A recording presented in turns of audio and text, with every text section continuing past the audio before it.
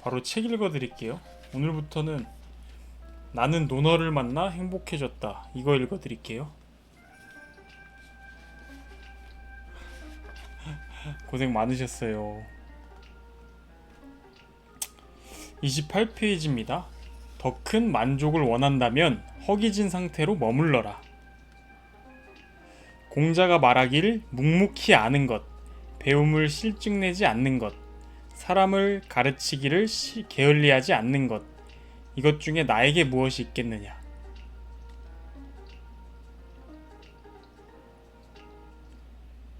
공자가 배움에 대한 세 가지를 말하고 있다. 묵묵히 아는 것, 배움을 실증내지 않는 것, 가르침을 게을리하지 않는 것. 첫 번째로 말한 묵묵히 아는 것은 지식을 쌓고 묵묵히 공부하는 것이다. 두 번째는 배움을 실증내지 않는 것이다. 문장에 쓰인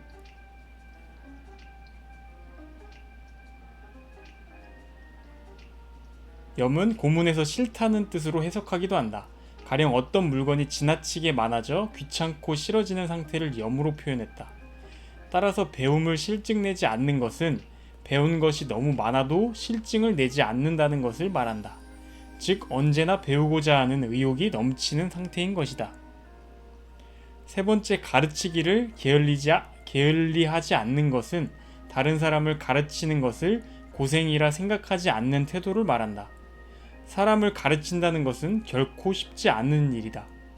자로와 같이 거친 제자는 특히 그렇다. 배우는 것보다 가르치는 일이 더 고될 수도 있다.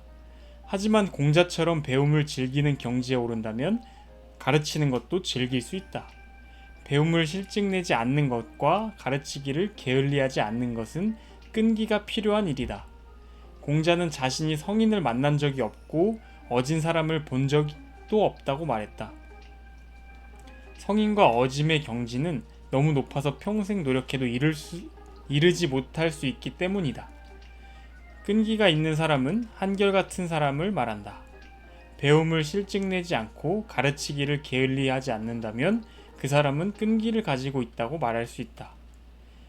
일반 사람은 하기 힘든 세 가지 일을 공자는 어떻게 어렵지 않게 해나갈 수 있다고 말한 것일까? 만족감을 억제하는 능력이 강한 사람일수록 큰 일을 쉽게 할 수 있다는 만족지연이라는 심리학 이론이 있다. 만족지연 행동을 하는 사람들은 더 큰 보상을 위하여 작은 보상을 뒤로 미룰 것인지를 결정하는 지연 선택을 하게 된다. 만약 더 큰 보상을 선택했다면 그것을 얻기 위해서는 참고 견디는 인내력이 필요하다. 만족지연 능력은 생애 초기부터 시작되어 나이에 따라 속도를 달리하며 발달된다. 부모는 아이에게 힘들더라도 지금 열심히 공부한다면 성인이 되어 좋은 삶을 살 수 있을 것이라고 충고한다.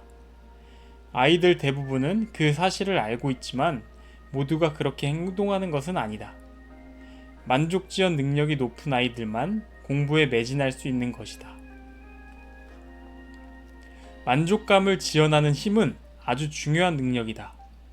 일반 사람들은 배움에 실증을 내고 무언가를 가르쳐주면 당장 보답을 얻기 원한다. 즉각적인 반응이 없다면 사람들은 일을 쉽게 포기한다. 좀 더 큰 일을 할 수 없는 이유는 만족감을 지연하는 능력이 낮기 때문이다. 배움을 실증내고 사람을 가르치는 것을 게을리하는 근본적인 원인은 배우고 가르치는 것 자체에 즐거움을 느끼지 않고 자신의 이익을 따지기 때문이다. 공자는 배우고 가르치는 일 자체에서 즐거움을 얻었기에 지치지 않을 수 있었다. 공자에게 배움은 인내해야 하는 과정이 아니었다. 배움을 인내해야 하는 과정으로 받아들이는 사람은 어느 단계가 되면 배움을 멈추어야겠다는 생각을 품고 있다. 정규직에 취직하자마자 공부하지 않는 직장인들이 그런 사람들이다. 우리도 공자처럼 묵묵히 아는 것, 배움을 실증내지 않는 것, 사람을 가르치기를 게을리지 않는 것을 어렵지 않게 할 수 있을까? 배움을 즐기는 공자의 경지에 다가가기 힘들다면 우리는 만족지연 능력을 키우는 노력을 해야 할 것이다. 만족을 미룰수록 인생의 선물은 더 커질 테니 말이다. 이상입니다. 오늘은 만족지연에 관한 얘기, 인내심에 관한 이야기였습니다. 아마 끝날 때까지 읽을 수 있을 것 같네요. 문어를 만나 행복해졌다.